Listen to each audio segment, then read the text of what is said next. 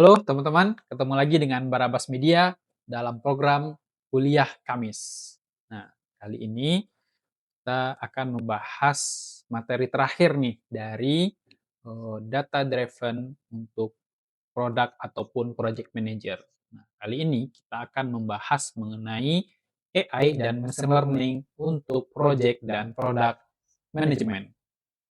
Kita tahu bahwa saat ini AI atau artificial intelligence merupakan salah satu hal yang sangat booming nih, apapun semuanya mengenai AI, baik itu di bidang politik mungkin, di bidang ekonomi, di bidang apalagi di bidang teknologi kayak gitu ya, semuanya berbicara mengenai AI. Nah, pada dasarnya kenapa saat ini AI sangat booming, bahkan tidak hanya di Indonesia ya, di seluruh negara di dunia pun saat ini mencoba untuk memaksimalkan AI dalam setiap aktivitas ataupun program-program yang dilakukan.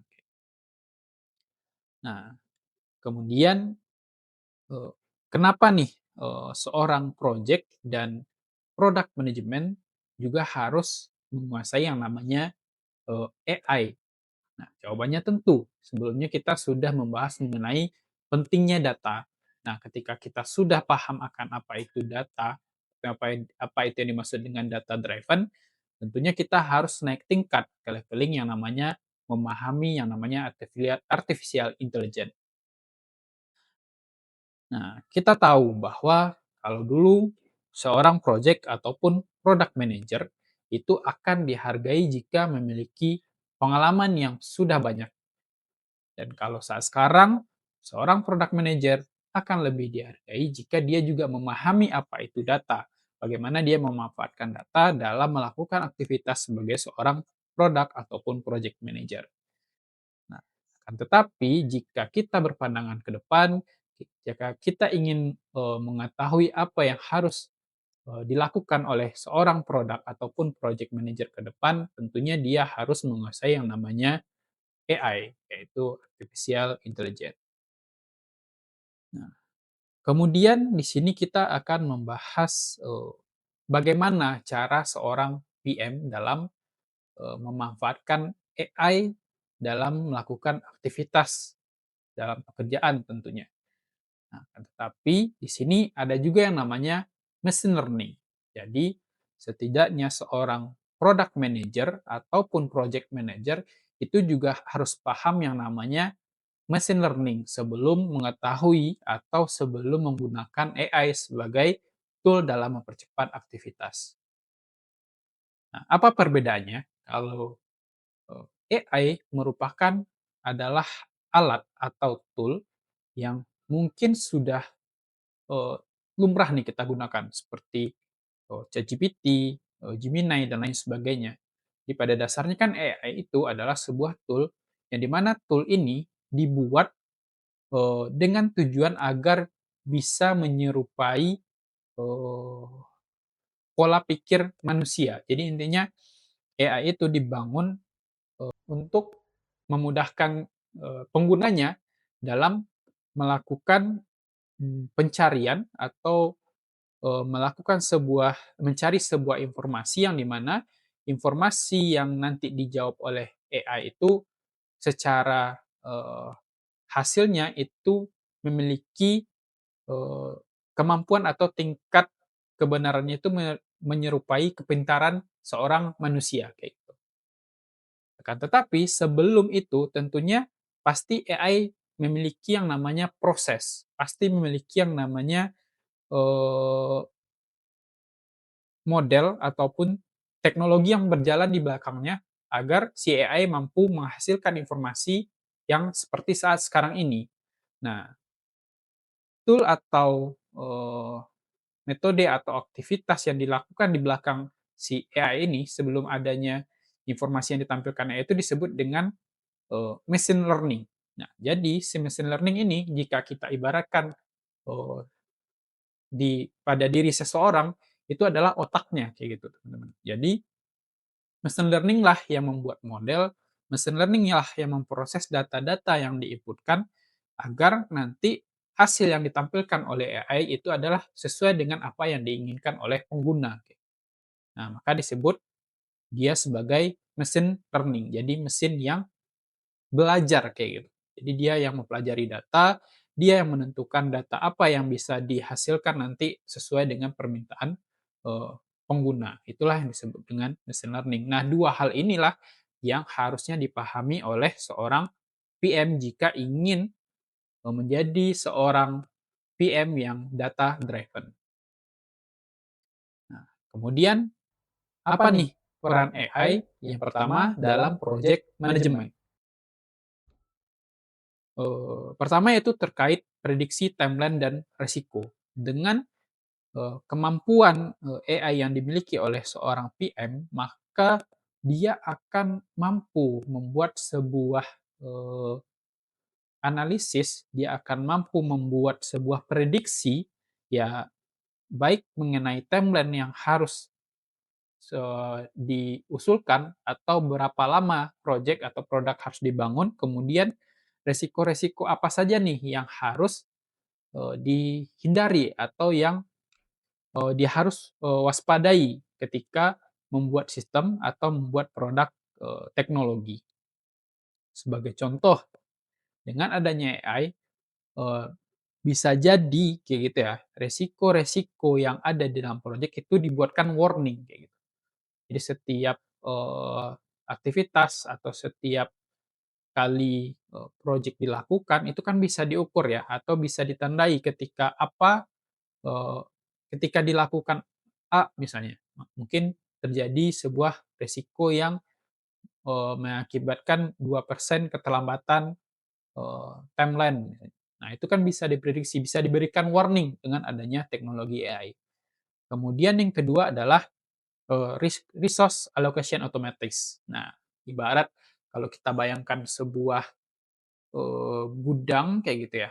Nah, gudang itu memiliki banyak barang. Nah, barang itu kan bisa dialokasikan ya, ketika di gudang A kosong mungkin barang B bisa dimasukkan.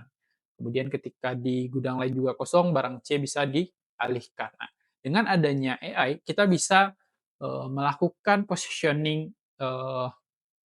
resources seperti itu gitu. Jadi misalnya dalam project A kita awalnya butuh 5 orang. Ya, 3 programmer atau dan 2 mungkin, analis. Nah, tapi ketika project sudah mulai, menurun secara aktivitas development-nya, ya mungkin resource ini sudah bisa dikurangi dan dialihkan ke project lainnya. Nah, kemudian ada, automated project, reporting. Nah, biasanya kita mungkin melakukan reporting secara manual, ya semalaman kita ketik, kayak gitu, kita pikirkan kata-kata apa yang pas dan yang harus diberikan. Tapi dengan ada AI, kita bisa memanfaatkan prompting. Nah, kita bisa memberikan perintah kepada si AI agar reporting kita bisa eh, apa ya otomatis tercreate, tapi tentunya harus tetap sesuai dengan apa yang menjadi goal kita. Nah, dan yang keempat, terakhir yang mengenai early warning system. Nah, dengan adanya AI, ini bisa melakukan pendeteksian ya terhadap mungkin penurunan velocity, kemudian adanya lonjakan bug dalam sistem, itu bisa dilakukan menggunakan tool yang namanya AI, kayak gitu, teman-teman. Nah, selanjutnya Selanjutnya, peran peran AI AI dalam dalam product product management. management. Nah, mungkin kalau tadi project management kita tentunya mempunyai objektivitas terhadap pengerjaan si sistem ya, kayak gitu. Tapi ketika kita beralih kepada product management, kita lebih kepada, eee, objektivitasnya terhadap produk itu sendiri, kayak gitu. Nah, pertama mungkin kita bisa melakukan analisis perilaku user. Jadi ketika produk sudah jadi, kita launching ke, market, maka dengan memanfaatkan AI, kita bisa melakukan analisis secara otomatis kayak gitu.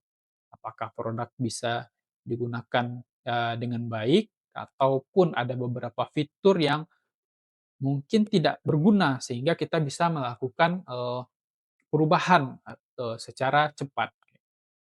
Nah, kemudian yang kedua mengenai fitur, prioritas kayak gitu. Jadi kita bisa dengan, cepat kayak gitu menentukan prioritas fitur mana nih yang harus kita lakukan improvement atau perbaikan terlebih dahulu. Nah, yang ketiga yaitu mengenai predictive churn analysis. Nah, ini resiko ya, teman-teman. Jadi dengan adanya AI, kita bisa, memprediksi, mungkin terkait user. Sistem kita memiliki yang namanya, user aktif kayak gitu, yang berlangganan kayak gitu dengan sistem kita. Nah, dengan adanya AI kita bisa melihat nih, ada nggak kemungkinan-kemungkinan ada pelanggan dari sistem kita itu dia akan keluar atau tidak berlangganan lagi, atau tidak aktif lagi nih menggunakan sistem kita. Nah, itu kita bisa melakukan prediktif analisisnya dengan baik menggunakan AI. Nah, yang terakhir yang sangat lumrah dilakukan dalam product management yaitu A/B testing ya. Kalau dulu mungkin banyak hal yang kita lakukan secara manual mengenai A/B testing. Kita buatkan framework-nya, setelah framework-nya jadi, ya kita buat, kita berikan kepada calon user, pelanggan, kita minta testimoni dan lain sebagainya lah kayak gitu. Ya mungkin bisa membutuhkan waktu sampai 1 minggu hanya untuk melakukan A/B testing. Tapi dengan adanya AI, dengan data-data yang bisa kita kumpulkan, itu mungkin A/B testing bisa kita lakukan hanya dalam 1 hari. Nah, dengan tingkat keakuratan data yang tentunya harus kita ukur juga agar si, proses A/B testing ini bisa selesai atau bisa menghasilkan yang, sesuai dengan yang kita inginkan. Ya, tentunya bagaimana nih cara kita seorang PM yaitu, menggunakan AI. Apa yang harus kita lakukan? Yang pertama tentunya kita harus mulai dari sebuah permasalahan, teman-teman. Jadi, kita tidak mulai dari tool sebenarnya dulu. Ketika kita berpikir mengenai AI, machine learning ya, mungkin hal yang pertama nih, kita pakai tool apa sih, kayak gitu. Terus teknologi apa sih untuk machine learning-nya, tapi sebenarnya yang harus didalami terlebih dahulu itu adalah masalahnya, kayak gitu. Ketika masalahnya sudah tahu, barulah kita, pindah, barulah kita menentukan tool apa nih yang sesuai. Nah, kemudian yang kedua, pastikan datanya rapih. Itu yang, menjadi kata kunci kayak gitu dalam, melakukan pengolahan data. Ya, jadi pastikan datanya rapi, konsisten, tidak redundan, dan lain sebagainya. Kemudian, eee, yang ketiga barulah kita cari tool-nya dan ya tidak perlu, pusing-pusing seharusnya dengan kondisi saat ini. Begitu banyaknya tool AI dan lain sebagainya, ya gunakan aja AI yang tersedia yang menurut kita, lebih user friendly terhadap apa yang menjadi tujuan kita. Nah, kemudian yang keempat tentunya kolaborasi. Nah, kolaborasilah dengan data analis, dengan data engineer, kayak gitu, yang lebih memahami bagaimana data itu seharusnya diolah. Nah, yang terakhir baru dilakukan validasi. Kita harus validasi apakah hasil yang diberikan oleh AI ini sudah sesuai dengan apa yang kita inginkan, apakah memberikan dampak positif terhadap produk ataupun proyek yang kita lakukan. Nah, dan yang terakhir mengenai resiko, etika, dan batasan dari AI yang benar-benar harus kita perhatikan. Yang pertama adalah data bias tentunya. Nah, ini tadi, balik lagi, sebelumnya kita sudah membahas mengenai data, bagaimana data itu diolah ya, kita harus pahami data itu tidak boleh redundan, harus clean, bersih, kayak gitu. Kemudian data yang kita kumpulkan juga harus sesuai dengan objektivitas yang kita inginkan, sehingga dengan data yang sudah rapi, dengan data yang sudah tertata dengan baik, itu bisa menghasilkan sebuah analisis yang dibantu oleh AI dengan baik pula, kayak gitu. Nah, kemudian ini yang paling banyak terjadi, over, reliance pada AI, terlalu percaya kepada AI. Apa yang dihasilkan oleh AI, wah ini benar. Nah, tidak seperti itu teman-teman. Kita yang harusnya menjadi, penentu, kita yang harus jadi ya, pengkoreksi apakah hasil yang diberikan oleh AI ini udah benar atau sudah sesuai dengan tujuan yang kita inginkan. Nah, kemudian Eee, keputusan tanpa konteks manusia. Nah, ini maksudnya apa? Adalah keputusan tadi, Ya pokoknya percaya aja sama AI, tidak ada keputusan-keputusan yang dipertimbangkan melalui pengalaman atau ilmu yang kita miliki. Nah, jadi intinya jangan sampai kita diperbudaki oleh AI, tapi kitalah yang memanfaatkan AI ini sesuai dengan apa yang kita inginkan, sesuai dengan keilmuan yang kita miliki. Nah, yang terakhir pastinya terkait privasi dan keamanan data. Nah, ini tentunya kita harus perhatikan tool yang kita gunakan, apakah sudah aman, apakah kemungkinan data bocor itu bisa terjadi dengan tool-tool yang kita gunakan, maka itu harus diantisipasi. Nah, seperti itu teman-teman.